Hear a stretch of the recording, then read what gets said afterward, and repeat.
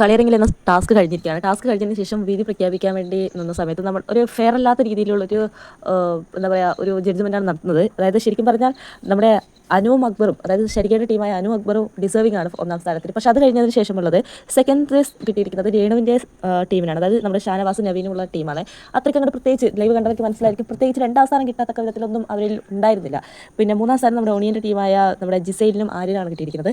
നാലാം സ്ഥാനം റനെ ഫാത്തിമയുടെ ടീമായ നമ്മുടെ ശരത്തിനും ബിൻസിക്കുമാണ് കിട്ടിയിരിക്കുന്നത്. അതായത് നമ്മുടെ അപ്പായിരിക്കും. പക്ഷേ ശരിക്കും പറഞ്ഞാൽ ഞാൻ ഒരു മൂന്നാം സ്ഥാനമൊക്കെ കൊടുക്കാവുന്നതായിരുന്നു. ശരിക്കും അവർ അഞ്ചാം സ്ഥാനത്തായിരുന്നു. പിന്നെ ഒന്നുകൂടി വഴക്കൊക്കെ വന്നപ്പോൾ അവർക്ക് നാലാം സ്ഥാനം കൊടുത്തു. ശരിക്കും പറഞ്ഞാൽ അഞ്ചാം സ്ഥാനം കിട്ടിയിരിക്കുന്നത് നമ്മുടെ അനീഷിൻ്റെ ടീമായ ആദില, നൂറിൻ ആൻഡ് ഷെയ്ഖ് ഉള്ളവർക്കാണ്. പക്ഷേ ശരിക്കും പറഞ്ഞാൽ രണ്ടാം സ്ഥാനവും ഒന്നാം സ്ഥാനവും കിട്ടാൻ അർഹതപ്പെട്ടവരായിരുന്നു അനീഷിൻ്റെ ടീമും.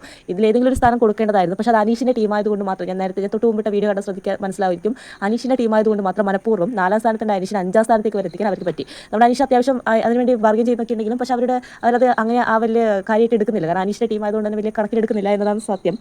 പക്ഷേ രേണുവിൻ്റെയും മോണിയൻ്റെയും റനയുടെയൊക്കെ ടീമിന് ഒരു സെക്കൻഡും തേർഡൊക്കെ കിട്ടേണ്ടതായിട്ട് എനിക്ക് അങ്ങനെ ഫീൽ ആവുന്നില്ല. അത്രയ്ക്കൊന്നും അവർ ചെയ്തതായിട്ട് തോന്നുന്നില്ലെങ്കിലും ഇത് ശരിക്കും പറഞ്ഞാൽ ഇതൊരു ഫെയർ അല്ലാത്തൊരു ജഡ്ജ്മെൻ്റ് ആയിട്ടാണ് ഫീൽ ചെയ്യുന്നത്. ഈ വീക്കെൻഡിൽ ലാലേട്ടൻ ഇതേപ്പറ്റി ചോദിക്കുകയാണെങ്കിൽ നല്ലതായിരിക്കും എന്നാണ് എൻ്റെ അഭിപ്രായം. എന്താണ് നിങ്ങളുടെ അഭിപ്രായം എന്ന് താഴെ കമൻറ്റ് ചെയ്യുക, ലൈക്ക് ചെയ്യുക, ചാനൽ സബ്സ്ക്രൈബ് ചെയ്യുക.